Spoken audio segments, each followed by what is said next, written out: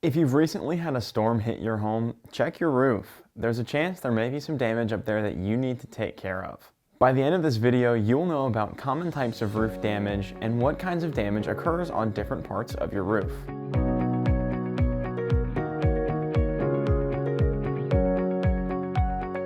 Wind may not be what you think of as directly damaging your roof and home, but strong straight line winds might have a heyday with an older roof that's taken some wear or some previous damage.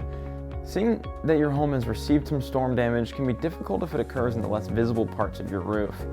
Wind can blow up under your shingles, bending them and potentially blowing them up and off of your roof if the wind is strong enough. One of the main things preventing shingles from being blown off is the asphalt sealant applied to the underside of the shingle. That attaches the shingles to the surface below, but wears down over time, opening the roof up to receiving wind damage. If you have a row of shingles missing, that's usually a pretty good indicator that you've received some very strong and driven wind.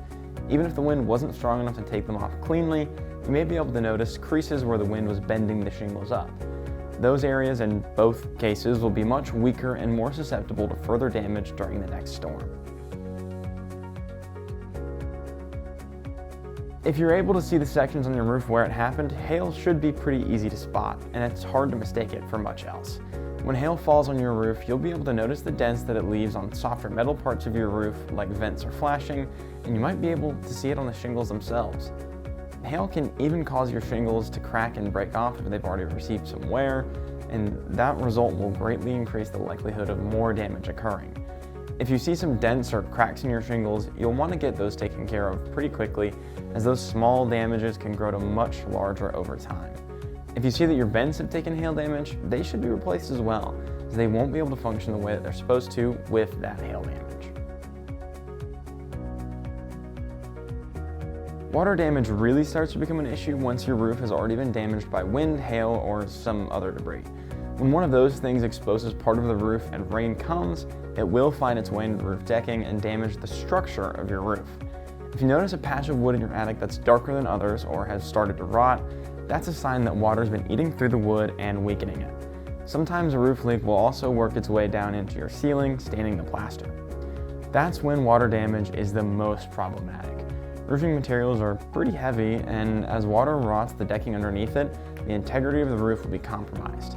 The longer something like that sits, the more you increase the risk of your roof collapsing, especially during weather events like heavy rain or snow. On asphalt shingles, the most common kinds of damage that we see are usually caused by hail or wind, depending on what kind of shingle the roof has.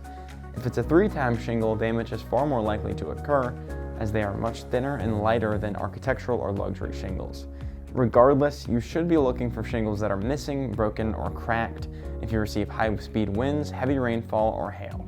Whenever one section of your roof shingles become damaged, it creates a chink in the armor of your whole roof system, so it's really important to get that taken care of quickly.